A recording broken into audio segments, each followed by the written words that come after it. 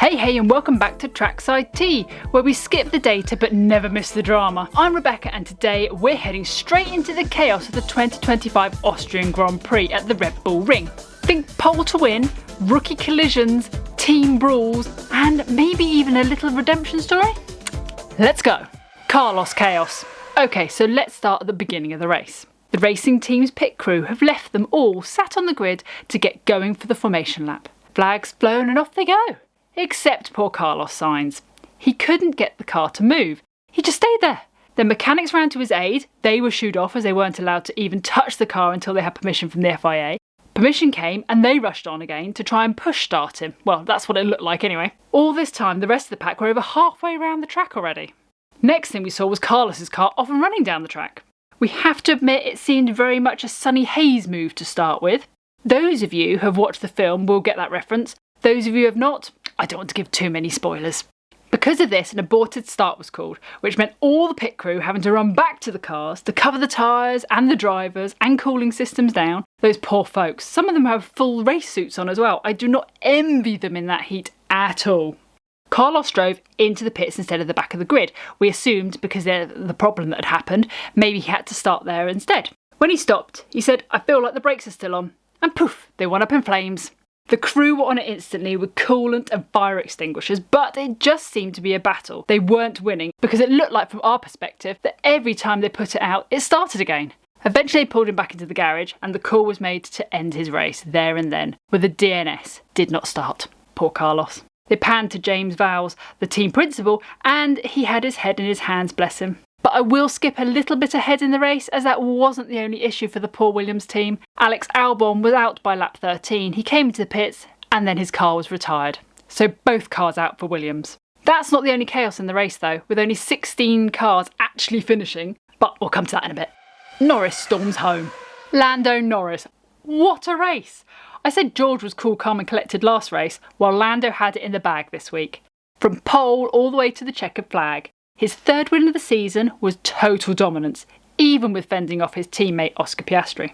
To be fair, it was obvious Lando was up for it this weekend, as in practice he topped the two he was in. They had a newbie driver for P1 in his car, so he didn't do P1, but he did P2 and P3. Then he topped qualifying 1 and 2, so it would have been a cruel twist of fate which would have caused him not to get pole in Q3. But not only did he get it, he got it with style and the biggest margin of the season so far. 0.521 seconds ahead of second place. That's unheard of, particularly on this track. It's such a short track. You would normally do, I think it's 0.1. I don't think it's anything more than that. That's just 0.5. That's just insane. And I know I don't normally do like stats on here, but that's insane.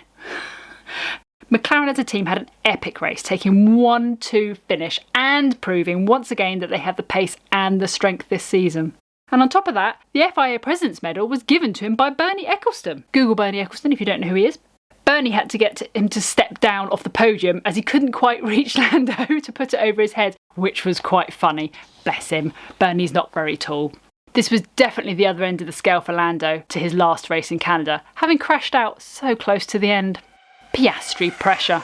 Now Oscar is the current leader in the championship, so he wasn't going to let Lando off so easy. Starting in third at lights out, he bombed it past Charles Leclerc to be right up behind Lando right away.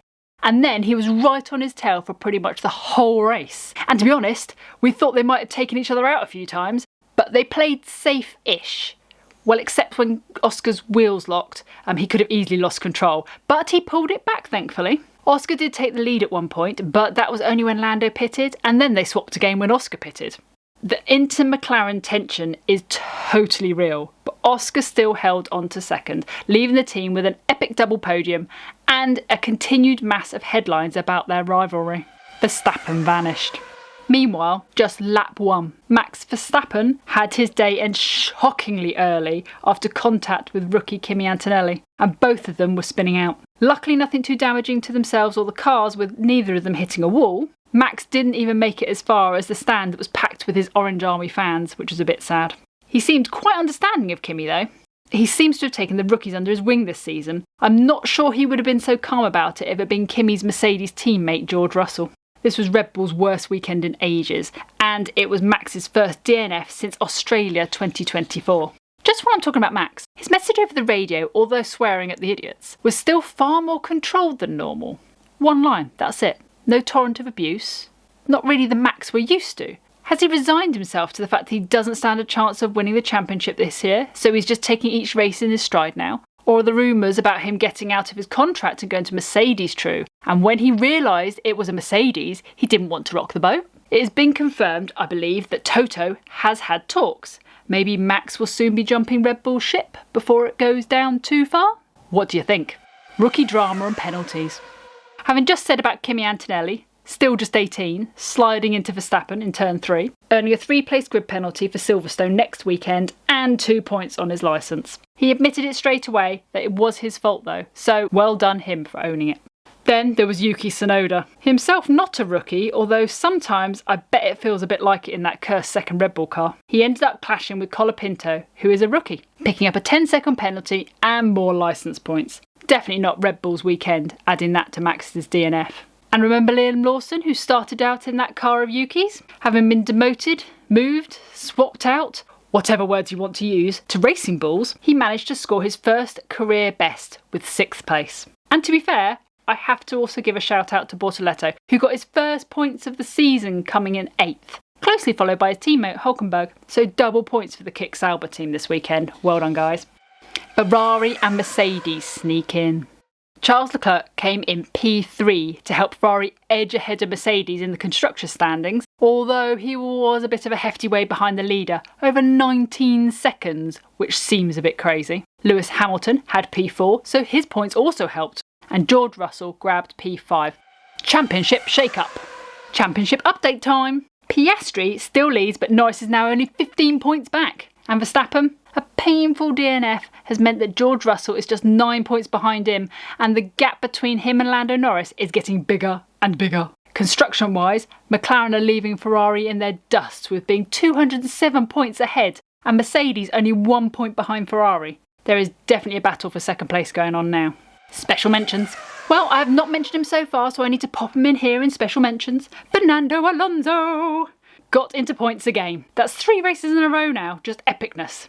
He was seen giving Bortoleto a hug after the race. Alonso is his mentor/manager, and they had had a little bit of a battle for 7th place. Alonso winning, of course, but he was obviously proud of Bortoleto for his hard work and resilience at getting 8th place. And just one celebrity shout out, he was seen in the Racing Bulls garage, was Jurgen Klopp, Liverpool football team's former manager. My mother-in-law's a fan, so she loved the fact that he was there.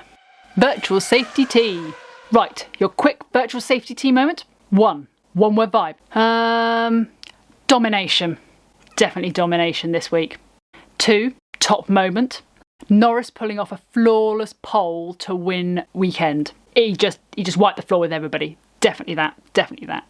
And 3, now I want to hear from you.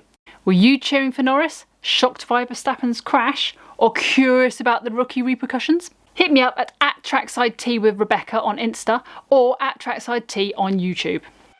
So that's a wrap from Austria. McLaren at their best, Red Bull in ruins, rookie mistakes, and a tech-free tour through the twists. If you love the chaos, please subscribe, share, and drop us your wildcard take on this weekend's mayhem. Next stop is Silverstone, and that's my home race, and I'm heading there this time. Never been before, so I'm really looking forward to it. So watch this space, or you won't be because it's a podcast, so listen for this space. And then also check out my Insta because I'm planning on putting lots of stuff on there. If you're heading there too, have a great time. See you trackside. I'm Rebecca, and this is Trackside Tea. No telemetry, just tea. Cheers.